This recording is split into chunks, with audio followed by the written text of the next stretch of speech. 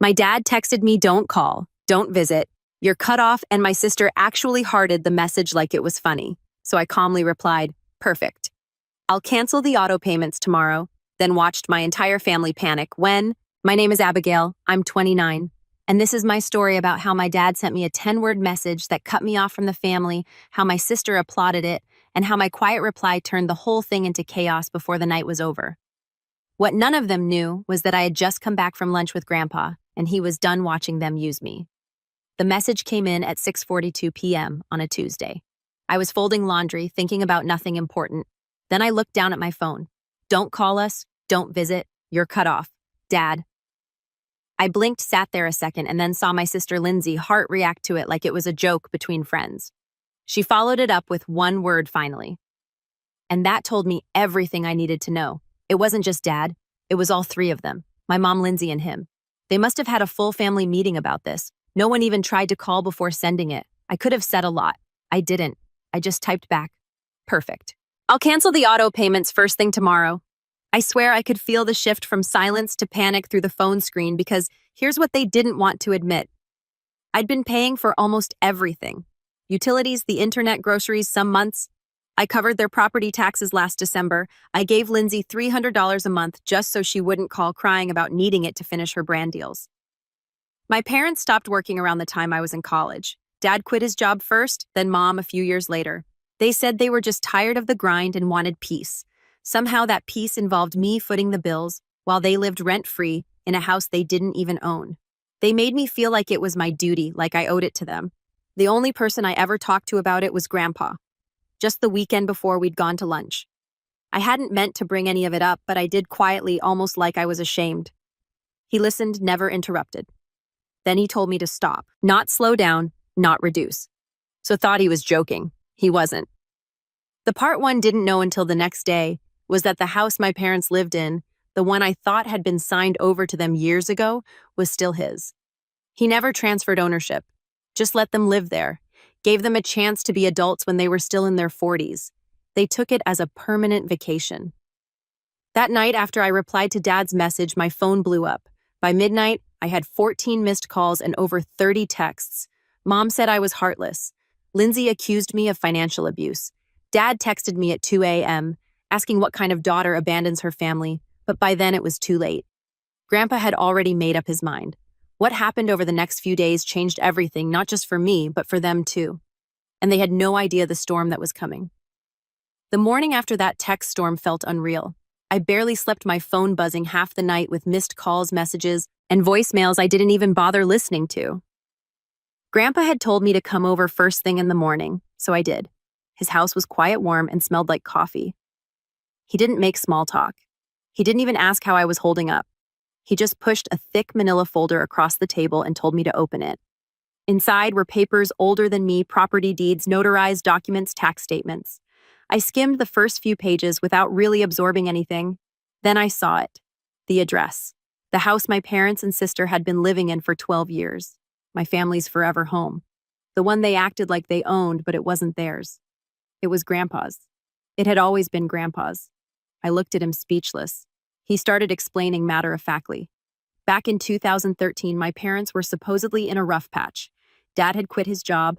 Mom said she couldn't handle working anymore. Lindsay was still in college. They'd asked to stay at Grandpa's property for a few months. He agreed, thinking they'd recover. Maybe they'd start paying a little rent or pitch in for taxes once they got back on their feet. That was 12 years ago. They'd never paid a cent. They'd never even said thank you. Over time, they started acting like the house was theirs, and Grandpa was just an annoying old man they tolerated on holidays. Last Christmas, Mom told him to eat before you come when he asked if she wanted him to bring food. He didn't tell me any of this before. He'd just been quietly watching until last weekend until I told him the truth about the bills I'd been covering. Then he pointed to the last page in the folder, a legal notice of occupancy termination. Dated, signed, certified, already prepared. 3 envelopes, one for my parents, one for Lindsay, and one for other adult occupants. Because legally, Lindsay counted as a dependent tenant. He said they'd had more than enough time to stand on their own feet. He said it was time they remembered what real life cost. And he said something else that made me go cold. They won't thank you for what you've done for them. They'll hate you for stopping. I asked him if he was sure about all this. He said he'd never been more sure of anything, that this wasn't revenge. It was accountability. He wasn't doing this for me. He was doing it because it was right. That afternoon, the letters went out. At first, silence. Then by early evening, my phone started blowing up again. Lindsay posted a screenshot of the letter to her Instagram story with a crying emoji and the caption, "We're being thrown out of our own home like garbage. Broken heart, broken heart." That's how everyone in the family found out, not from them directly, but from a curated Instagram story. By dinner, my phone was ringing nonstop. Aunt Julie called first, then Uncle Tom, then my cousin Megan. All of them asking what was happening. All of them confused, some of them angry. I told them the truth. I told them my parents hadn't paid for a roof over their heads in over a decade. I told them I'd been covering the utilities and groceries for years. I told them Grandpa never signed over the house and that he'd finally had enough. At first, there was silence. Then the responses started. Julie said she'd always wondered how they were affording to live like that. Megan admitted she thought my parents were just good with money. Tom said he wasn't surprised at all. But Lindsay didn't stop. That night, she left me a voicemail sobbing, accusing me of destroying her life. My mom texted me paragraphs about how I was a traitor. My dad sent me just 3 words. "You did this." But I hadn't done anything. Not really. I had just stopped paying. The next day, things went from private to public. My mother decided to escalate in a way none of us expected. And it dragged the entire extended family straight into the fight. And that was the moment everything stopped being just a family drama and turned into a spectacle. I woke up the next morning to a text from my cousin Megan that just said, "Have you seen Facebook? I hadn't checked it in days." I logged in and the first thing I saw was a public post from my mom. "After decades of sacrifice, we've been betrayed by someone we loved.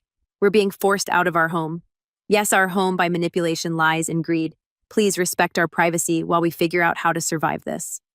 Below the post was a photo of the house taken in soft morning light, as if they were being torn from a cozy, sacred family shrine. Comments were pouring in. Neighbors, distant relatives, old church friends. Words like disgusting, heartbreaking. How could anyone do this to their own family? My name wasn't in the post, but it didn't have to be. Lindsay had already made sure everyone knew who the villain was. She posted a screenshot of a Venmo request I'd sent her months ago. $200 for utilities. She wrote under it, "This is what family looks like when they only care about money. Hashtag unbelievable, hashtag hurt." Then came the DMs, strangers, distant cousins I hadn't spoken to in years. People accusing me of kicking my parents out onto the street, of destroying the family. One woman, I think she used to babysit me, called me a parasite. I didn't respond to any of it, but Grandpa did. The next morning, he sent an email to the entire family. I didn't know he even used email like that, but he did, and he used it well. The email was titled "Facts Regarding the Residence at 2485 Cedar Hollow." He laid it out like a court document. No emotion, no name calling, just bullet points. The property is legally and solely owned by me, William Pierce. I permitted my son and his family to live there rent-free since 2013. They have not paid utilities, taxes, or maintenance for over 10 years. My granddaughter Abigail has been covering these costs out of her own pocket for at least the last 4 years without reimbursement or acknowledgement. No legal or verbal agreement has ever been made transferring ownership of the home. I have issued a legal 60-day notice for them to vacate. This decision was mine and mine alone. He ended the email with one sentence. "Being family does not exempt anyone from responsibility. That shut some people up, but not my mom." The next week, she went to the local church, the same one she hadn't attended in 3 years, and stood up during the prayer request portion of the service to ask for spiritual support because her children had turned against her and she was about to be homeless. A woman from the church, Mrs. Allen, who taught my Sunday school when I was 8, called Grandpa the next day and asked what was going on. He told her she apologized to him. That's when something completely unexpected happened. 2 days later, someone slipped a handwritten letter into my apartment mailbox. It wasn't signed. Inside was a copy of a printed Facebook post that Lindsay had made and quickly deleted, complaining about how she wasn't about to get a job just because some old man wants to play judge. Below it, the note just said, "You should keep this. People are watching." I don't know who sent it, but it meant one thing. Not everyone was buying their story. And then out of nowhere, I got a message request from someone I hadn't spoken to since high school. Someone who somehow was about to become part of all this in a way I never saw coming. That message changed the entire direction of this fight. And it gave Grandpa an idea he probably shouldn't have had, but I'm glad he did. The message came from Adam Reed. We sat next to each other in sophomore year biology, barely spoke back then. He moved to Texas after graduation. I hadn't seen his name in almost 12 years. His message said, "Hey, this is random, but I think I stayed in your parents' house through Airbnb back in March. Recognized the kitchen from your sister's stories. Didn't realize it was your family until now. Airbnb." I read the message 3 times before it made sense. Apparently, my parents had been secretly renting out the basement and part of the upstairs on and off for months. Adam stayed there during a work trip and said it looked like a normal short-term rental. Private entrance keypad lock, little welcome sign that said Cedar Hollow Retreat. Lindsay was listed as the host under a fake name. She even left him a guest book to sign. I asked him if he still had proof. He did. He sent me screenshots of the listing, the message history, and his receipt. All of it linked directly back to Lindsay's email. The photos in the listing showed rooms in the house that Grandpa still owned, rooms he had never given permission to rent, rooms I had assumed were just being used for storage or guest. When I told Grandpa, he didn't even blink. He said, "Go get the guest book." We didn't know if it still existed, but if Lindsay had left a paper trail of cash income while living rent-free, it would change everything legally. Because not only was she living in a house she didn't own, she was profiting off it. And that made things complicated for her. I texted Lindsay, said I was coming by to pick up some of my old stuff. She replied with just one word, "Fine." I didn't even want anything from the house. I just wanted to get inside. The front door was open when I arrived. She wasn't home. Mom was in the kitchen, her back turned, pretending to be busy. She didn't speak. I didn't either. I walked downstairs to the basement, and it felt like walking into someone else's house entirely. There were hotel-style welcome signs, a wall-mounted brochure holder, a digital thermostat, a locked cabinet labeled "Supplies Do Not Touch." I opened drawers, searched under furniture, nothing. Then I found a box behind the washing machine. Inside, sheets, extra Wi-Fi passwords, blank feedback forms, and the guest book. It was full pages and pages of dates, names, little reviews. "Thanks for the peaceful stay. Loved the location. Very cozy." Somewhere in neat cursive, some in crayon. A few had actual dates that lined up perfectly with Adam's screenshots. I took photos of every single page. By the time I walked back upstairs, Mom was standing at the front door like she knew what I had found. I didn't say a word, just walked past her and out the door. That night, Grandpa and I sat down and went through everything. He was quiet for a while, then said, "They want to make this public. Fine, let's give them something real to talk about." He called his lawyer the next morning. The eviction process was already underway, but this was different. This could move things faster, because now it wasn't just about unpaid rent. It was about profit made off someone else's property without permission. Proof. We didn't expect what happened next. I thought they'd panic, maybe apologize, maybe beg. Instead, they doubled down. And what they did next made everything 10 times worse. They went to Grandpa's old friends, the ones from his retirement group, from his veteran circles, from his church, and they started telling people he was losing his mind, that I had manipulated him, that this was elder abuse. But Grandpa, he was one step ahead. And what he revealed publicly at that point made every last one of them wish they kept their mouths shut. Grandpa didn't say anything publicly right away. He waited even after hearing they were whispering through his old circles, calling him confused, unstable, accusing me of turning him against them. Lindsay had even told someone at church that I'd forged his signature on the eviction letters. It got back to him by the end of the week. I was furious, but Grandpa was calm. Too calm. He told me to be patient. Then a few days later, he invited a few of his oldest friends over for coffee. 4 of them people he'd known for decades. They showed up one by one, sat in his living room. All of them had heard some version of the story through gossip, but none of them knew what was actually happening.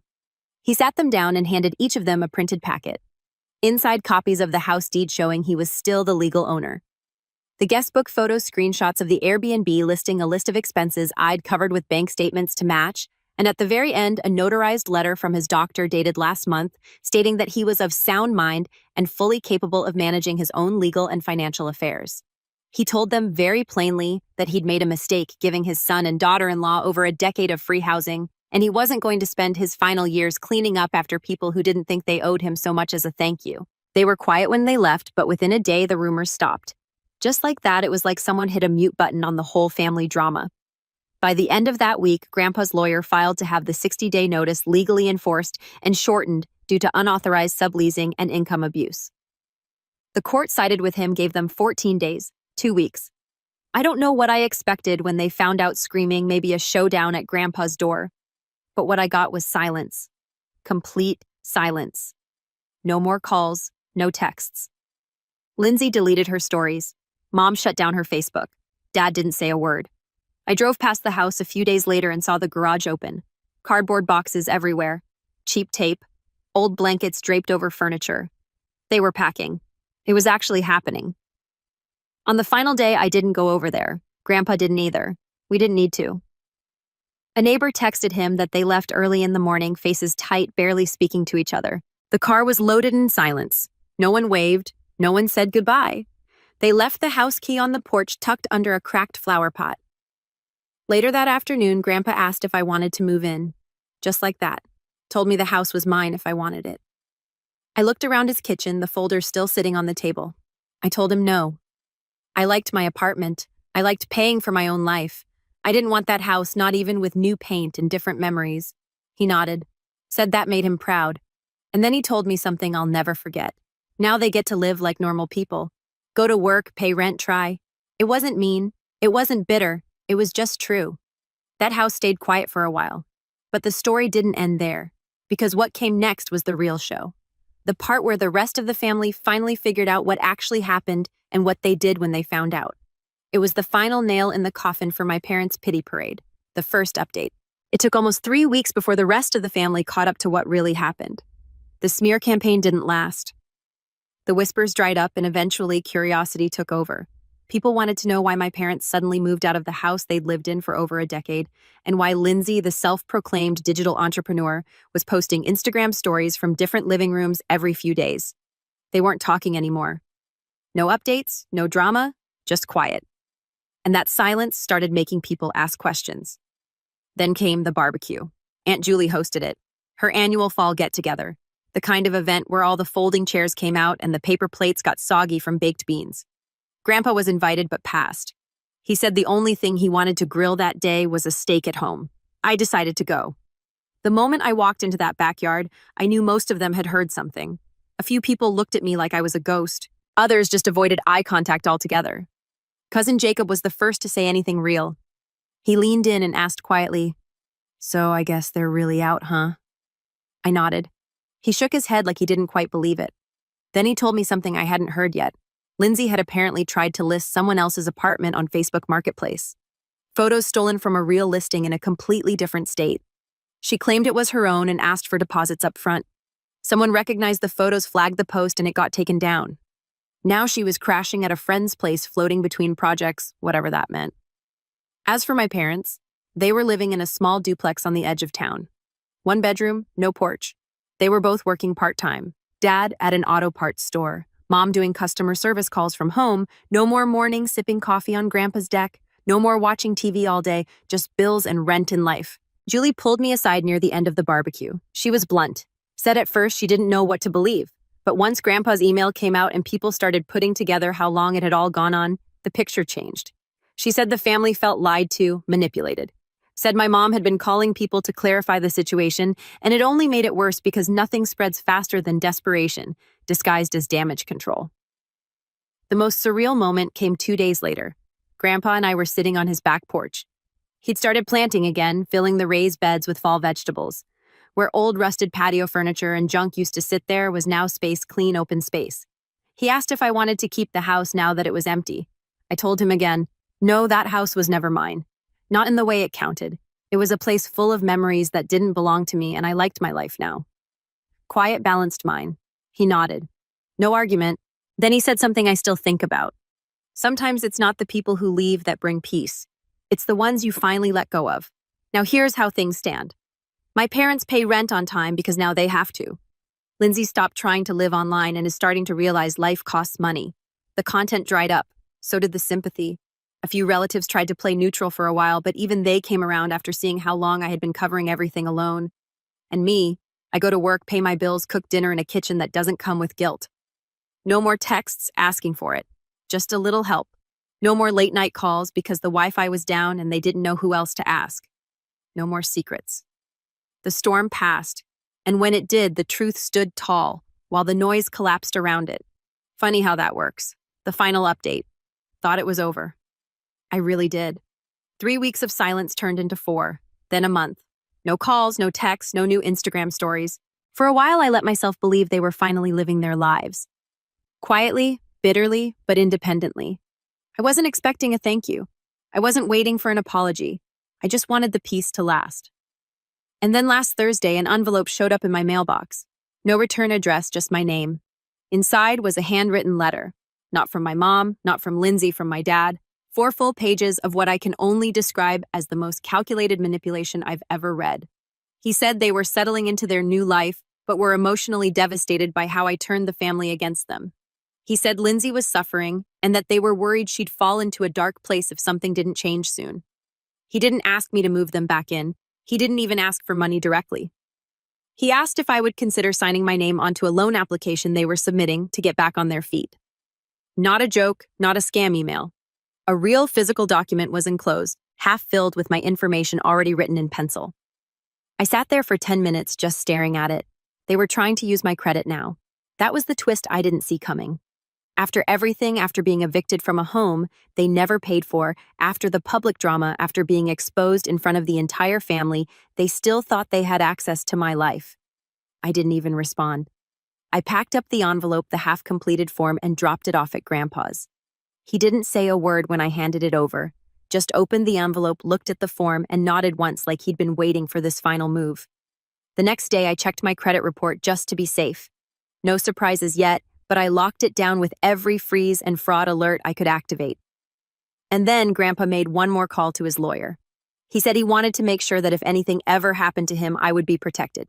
That his estate wouldn't go to the people who had treated him and me like we owed them the world. That everything, the house, the land, his savings, would be documented properly. I never asked him to do that. I never even thought about it. But I didn't argue because at this point I knew better. This wasn't just about being selfish. This was about them believing they were entitled to whatever wasn't nailed down even after they'd been cut off. No, the house is staying empty for now. Grandpa likes it quiet. Lindsay is back to trying to sell coaching packages through her Instagram, but people stopped buying when she posted one too many manifestation videos from a friend's guest room. My parents are still in the duplex. Dad took on another job. Mom's barely online anymore, but they know the door's closed for good. And if there's one thing I've learned through all of this, it's this. Some people don't break your boundaries. They pretend they were never there to begin with. You don't owe them another explanation. You don't owe them a reaction. You owe yourself the space to move on. And that's exactly what I'm going to do.